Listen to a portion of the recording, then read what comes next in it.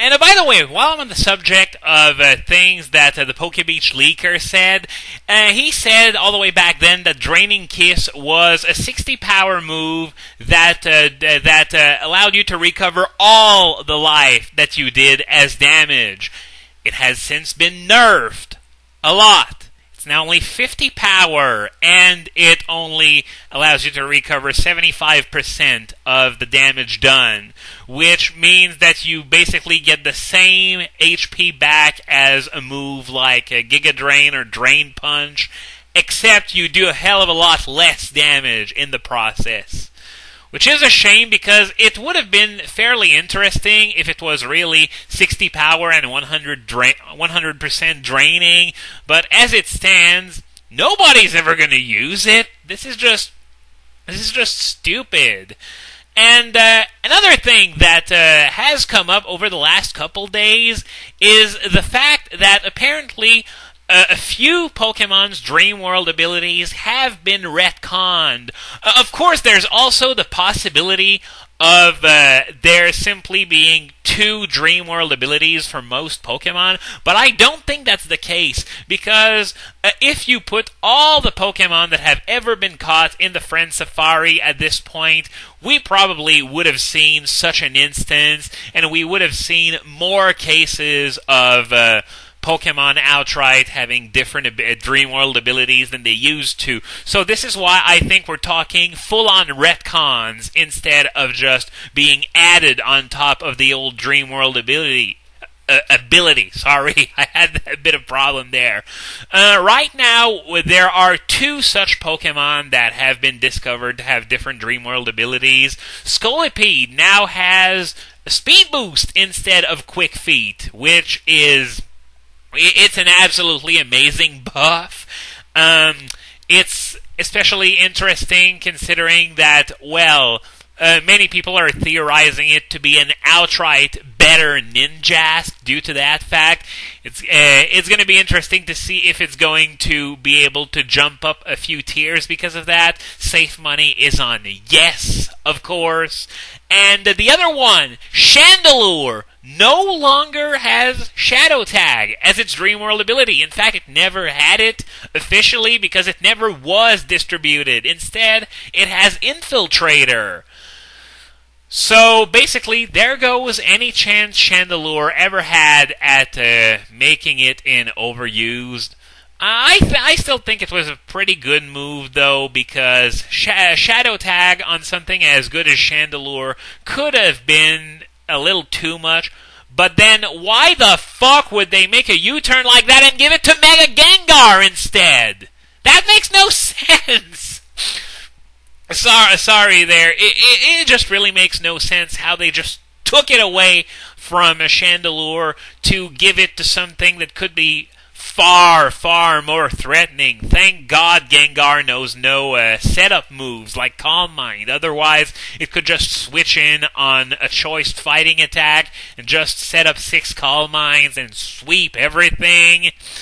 So, yeah, if that happened, naturally, choiced fighting moves would have completely stopped happening. It goes without saying. But still, it's something that's kind of weird when you think about it, why they did that. They took that away from Chandelure, and there are probably going to be others as well.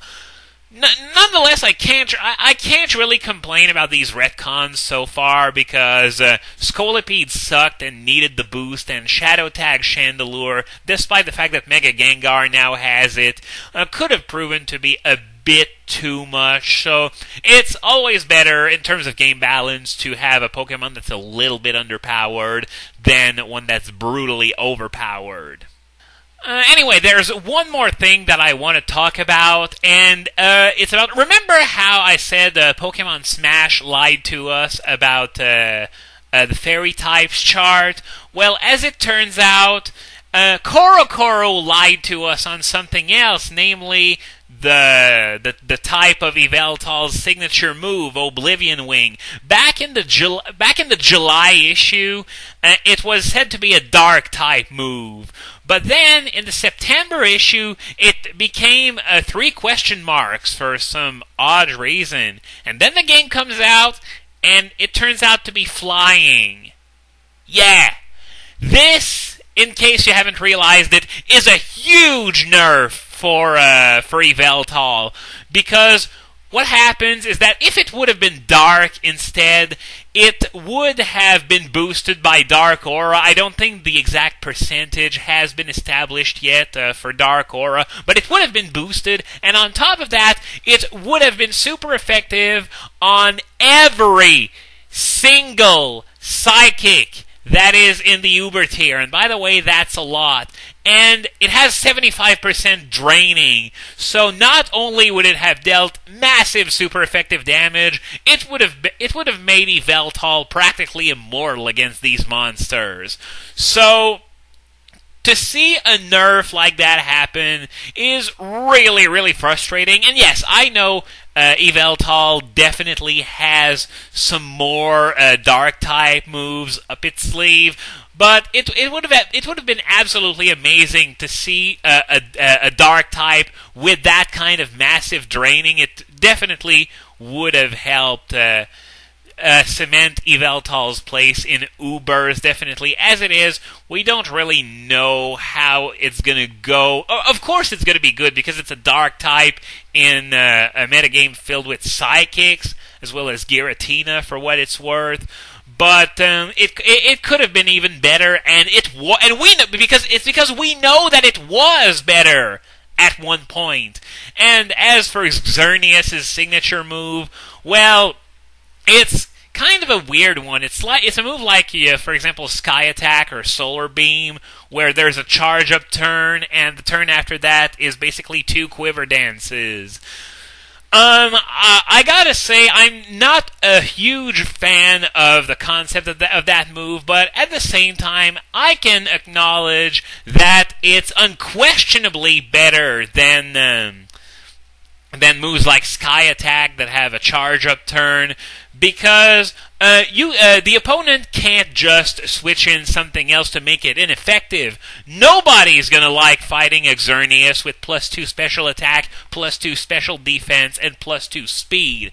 So, yeah, it's actually pretty interesting. I just don't like the concept, really.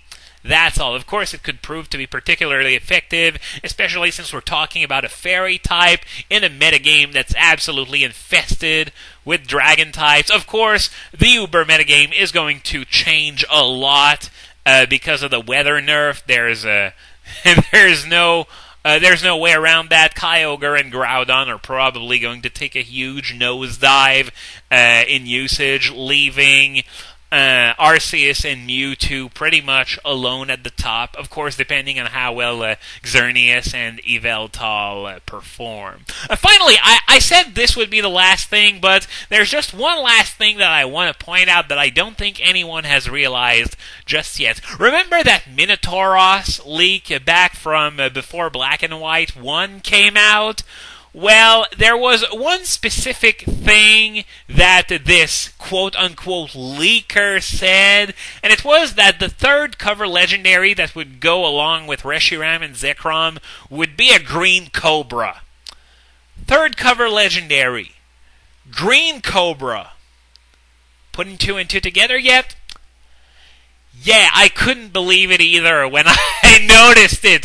When I say Game Freak really listened, they really fucking listened. Unfortunately, it didn't translate into a Minotaur-like Mega Evolution for Tauros, which would have been incredibly cool, but or maybe it's just a coincidence. In fact, it's likely to be a coincidence, but still, what are the odds of that? Green Cobra! That's Zygarde to a T. That's actually pretty amazing. Oh, and by the way, while I'm talking about Zygarde, it appears to have a base stat total of 600. So I can guarantee that it's going to get at least one alternate form or Mega Evolution, as the case may be, somewhere down the road. Because 600, that's much, much lower than what even Kyurem had. So, I've been going on for almost 40 minutes now, so I guess that's my cue to stop talking. So I guess I will see you guys at some point in the future. I still don't know when I will start my Let's Play videos again. Maybe near the end of the month, maybe in early November. I have no idea. Could be before or after that. But for now, I'm just going to head back to playing X and Y instead of just talking about them. So see you next time!